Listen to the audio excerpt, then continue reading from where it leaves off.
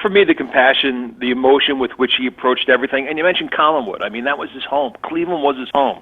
And when you write the history of Cleveland in the last century, its political figures, you have Carl and Lewis Stokes, and you have George Voinovich. But it was Voinovich who just pulled off that amazing trifecta, that amazing ascent that included mayor, governor, senator. You know, we often say at a time like this, it's a loss for Cleveland, but it truly is. I last spoke with him last year at the funeral of Congressman Stokes about the passion that both men had for giving back to this community. Both had served on Governor Kosich's task force on community and police relations.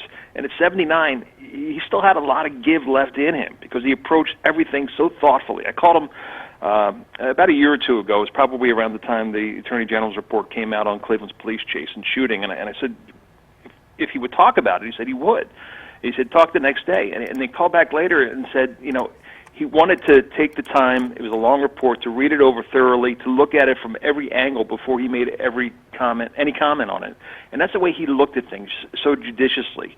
My favorite story with him was probably about 5 years ago on the 5th anniversary of 9/11, sitting down and talking with him about his experiences of that day, going to Mass the next day, and talking with the priest. And 2 days after that, being one of the first people to walk Ground Zero, and sharing with me the pictures that he took on that day, and the emotion that built up inside of him.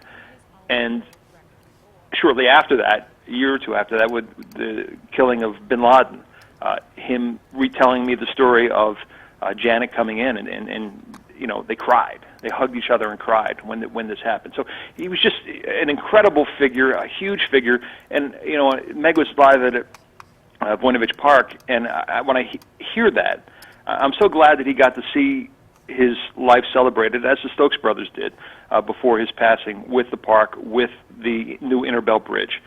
He just truly deserved the accolades that will come in over the next couple of days. All right, John, thank you so much for your perspective, and we will certainly see probably so many more dedications in the future on this man who spent more than half of his life in public office, 46 years to be exact. Quite an amazing legacy.